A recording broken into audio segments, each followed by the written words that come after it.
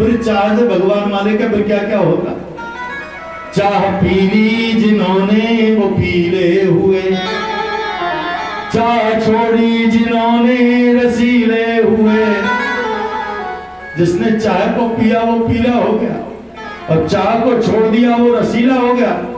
चाह जी से लगी वो जरा हो गया, लेकिन चाह से लगी वो हरा हो गया। जय हो। जिसने अपनी चाह को परमात्मा से लगा लिया, कल्याण हो गया। अरे प्रार्थना करो, चाह उनकी हमको हरदम चाहिए। चाह हमको उनकी हरदम चाहिए, और वो अगर हमें चाह तो फिर क्या चाहिए। अगर वो चाह उनकी हमको हरदम चाहिए, और वो हमें चाह तो फिर क्या चाहिए। एक बिंदु जी हुए हैं, बहुत बड़े कवि, हमारी सनातन धर्म के बहुत बड़े, उन्होंने पद लिखे हैं जिनको सबसे ज्यादा भजन कीर्तन में बिंदु जी के पद गाए जाते हैं। बहुत बड़े कवि हुए हैं। बिंदु जी ने एक शेर लिखा है, गैर मुमकिन है कि दुनिया अपनी मस्ती छोड़ दे, इसलिए ये दिल तू बेकार की मस्ती छोड़ दे। खूब तरसाया है तेरी ख्वाहिशों ने ही तुझे, तू भी अब इन ख्वाहिशों को कुछ तरसती छोड़ दे। क्योंकि महाराज मनुष्य की इच्छा तो कभी पूरी होती नहीं। भगवान से निस्वार्थ प्रेम करो, स्वार्थ से प्रेम करोगे तो कुछ नहीं, निस्वार्थ प्रेम करोगे तो सब कुछ। सुदामा जी का निस्वार्थ प्रेम था, कुछ नहीं भी मिलता था तो सुदामा जी उसमें भी प्रभु की इच्छा, उसको भी क्या कहते थे, ये भी गोपाल जी की इच्छा है। इसकी तरफ मसनून हो जाऊंगा मैं, श्याम तुम हो समा काफूर हो जाऊंगा मैं अगर मांगू तो तुमसे तुम न देना कुछ मुझे, क्योंकि वरना मजदूर हो जाऊंगा मैं। 1 रुपए के बदले में अगर 2 रुपए का आप मांग रहे हो तो फिर वो तो सौदा है, और करके मांग लिया तो आप मजदूर हो। मैं अगर चाहूं तो चाहूं तुम न मुझको चाहना, तुमने अगर चाहा मुझे तो मगरूर हो जाऊंगा मैं मगरूर भी होना नहीं चाहता। मैं अगर देखूं तो देखूं तुम न मुझको देखना, तुमने अगर देखा मुझे तो मशहूर हो जाऊंगा मैं मशहूर होना भी नहीं चाहता। मैं अगर तड़पूं तो तड़पूं, दृग से बिंदु ना टपका न तुम, वरना आंखों से दूर हो जाऊंगा मैं। सुदामा जी जो करते थे वो निस्वार्थ भाव से करते थे, स्वार्थ भाव से नहीं करते थे। सुदामा जी ने अपने आप को परमात्मा से जोड़ा है, संसार से नहीं जोड़ा महाराज। किससे जोड़ा है? परमात्मा से जोड़ा है।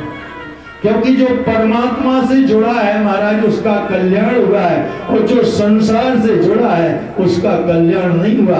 क्योंकि संसार कभी भी छोड़ सकता है आपको, परमात्मा से जो जुड़ जाता है परमात्मा कभी नहीं छोड़ता।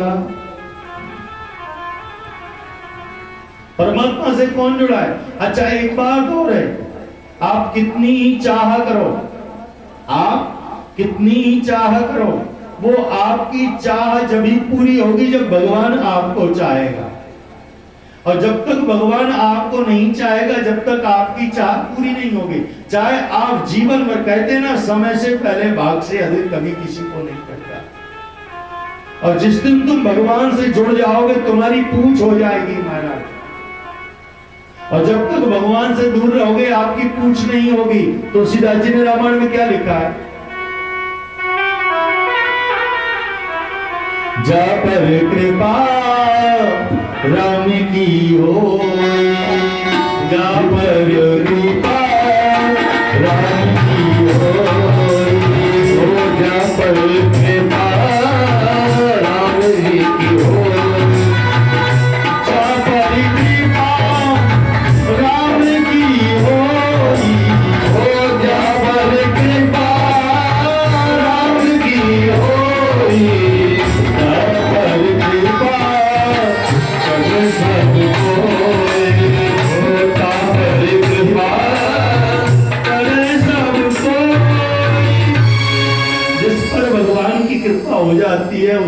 जब कृपा करते हैं उसकी दुनिया में पूछ हो जाती है,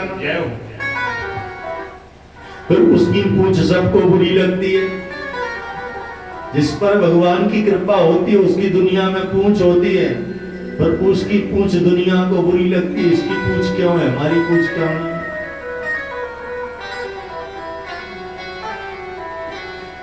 अरे उसकी तो दिल्ली तक पूछ है, अरे उसकी क्या पूछना है, जहां जाके बैठ जाए वहां उसकी पूछ हो जाती है।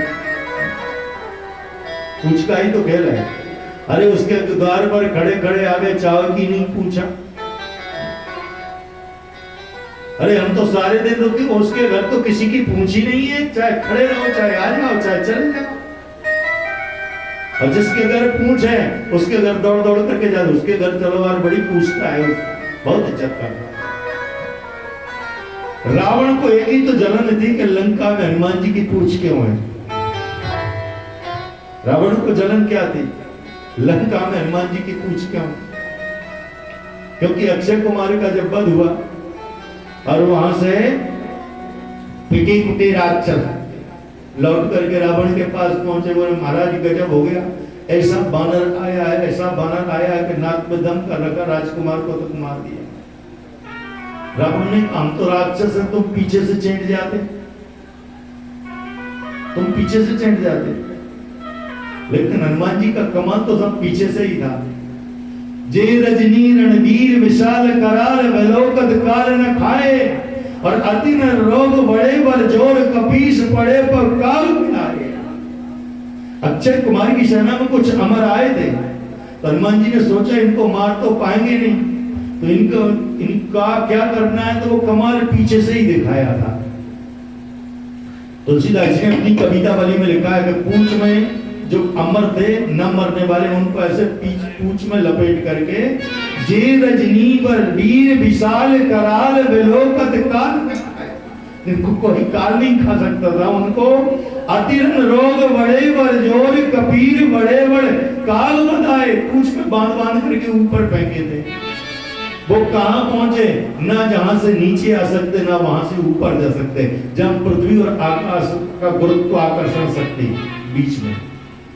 तो बानरों को रजनीचरों ने, निशाचरों ने रावण से जाकर के कहा, महाराज पीछे की बात मत करना, आगे वाले तो हम बच ही गए, पीछे वाले नहीं बच पाए, वो कहां पहुंचे उनका कोई पता नहीं। बोले ऐसे उसके पीछे क्या है, बोले उसकी बहुत लंबी पूंछ है, बहुत बड़ी पूंछ है। रावण ने कहा लंका में उसकी पूंछ कैसे हो सकती है, पकड़ के लाओ, उसमें आग लगाएंगे।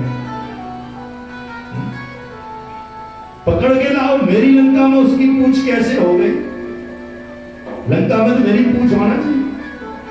मेघनाथ से कहा तुम जाओ पकड़ के लाओ। मेघनाथ ने ब्रह्मांड पास में बांध लिया और बांध करके लेकर, रावण की दृष्टि तो पूंछ पर ही थी। रावण ने क्या कहा, तेल बोर पट बांध पुनि पावक देह लगाओ। तेल में कपड़ा भिगो करके इसकी पूंछ से बांधो और आग लगा दो। लेकिन यथा राजा तथा प्रजा, रावण ने तो कहा था तेल से काम चालू करो, प्रजा ने घी से किया था। रान नगर बसन गिरत, बोले महाराज घी बढ़ा गया। मूर्ख, हमने तो घी का नाम ही नहीं लिया, हमने तो तेल को कहा था, तुमने घी क्यों लगाया? आग लगा दी, और आग लगा दी तो पूरी लंका बढ़ गई महाराज, लेकिन पूंछ नहीं भरी। पूरी लंका भर गई, पूंछ नहीं भरी। लौट करके आए और जानकी जी के चरणों में बैठ गए। तो जानकी जी ने हनुमान जी के सर पर हाथ फेरा और सर पर हाथ पर फेर करके कहा, लंका जला के जली भी नहीं, हनुमंत विचित्र ये पूछ तुम्हारी, कौन सा जादू राजेश भरा, हस पूछत है मिथिलेश कुमारी। सीता जी ने कहा लंका जला के जली भी नहीं, हनुमंत विचित्र ये पूछ तुम्हारी, कौन सा जादू भरा इस समय, हस पूछत है मिथिलेश कुमारी। हंस करके सीता जी हाथ फेर करके पूछ रही है कि पहले तो ये बताओ कि तुम्हारी पूंछ में कौन सा जादू